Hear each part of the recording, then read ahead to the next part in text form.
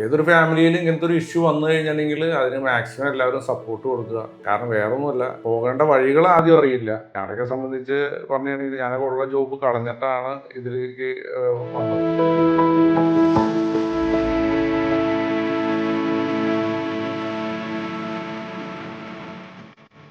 എൻ്റെ പേര് സണ്ണി. എൻ്റെ സ്വദേശം അങ്കമാലിയാണ്. എൻ്റെ മകനാണ് ഇരിക്കുന്നത്. അവൻ്റെ പേര് എബിൻ സണ്ണി എന്നാണ്.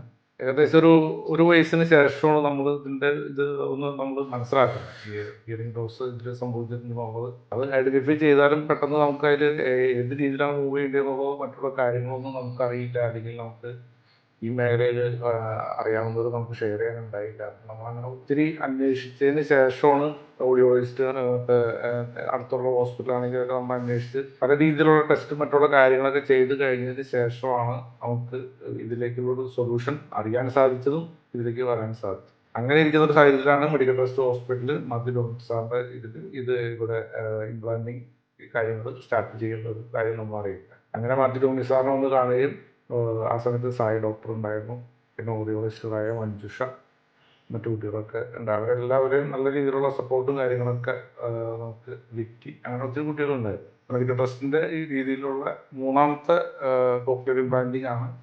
പുറത്തുനിന്നുള്ള ഡോക്ടേഴ്സും ഇവിടെ ഉള്ളവരും എല്ലാവരുടെയും സപ്പോർട്ടിലാണ് ആ സമയത്ത് നടന്നത്. എൻ്റെ പേര് ബിൻ സണ്ണി. എൻ്റെ വീട് അങ്കമാലി മള്ളിശ്ശേരി എന്ന് പറയുന്നത്. ഇപ്പം ഞാൻ ഡിഗ്രി കഴിഞ്ഞു. ഇപ്പം 6 മാസത്തേക്ക് PSC പഠിക്കണം. ഇപ്പോഴത്തെ കാര്യം പറയുമ്പോൾ എനിക്കൊരു കുഴപ്പമില്ല. ഇപ്പം നോർമലായിട്ട് പോകും. പിന്നെ ഞാൻ വർക്കിന് പോകാറുണ്ട്. ഞാനിപ്പോൾ PSCയുടെ ക്ലാസ് ചെറിയുണ്ടായിരുന്നു ക്ലാസ്. അപ്പോൾ അതിൻ്റെ ഇടയ്ക്ക് ഞാൻ വർക്കിന് പോയിക്കൊണ്ടിരുന്ന ബേക്കറി ക്യാഷ്യർ.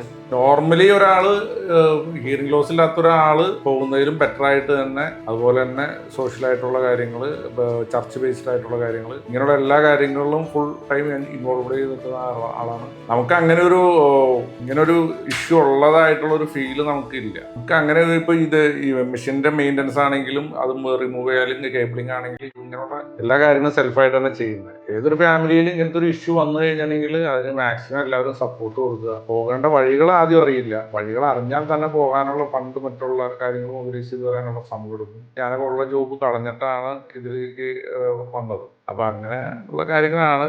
എന്തായാലും ഇങ്ങനെയുള്ള കുട്ടികളെ കണ്ടെത്തി അവരെ നല്ല രീതിയിലേക്ക് മുന്നോട്ടേക്ക് കൊണ്ടുവരാൻ സാധിക്കുക, ട്രീറ്റ്മെന്റ് എടുക്കുക, ഇതൊക്കെ നമുക്ക് പറഞ്ഞു തരാനുള്ളൂ. നമുക്ക് വേറെ ഒന്നും പറഞ്ഞു തരാൻ കഴിയില്ല.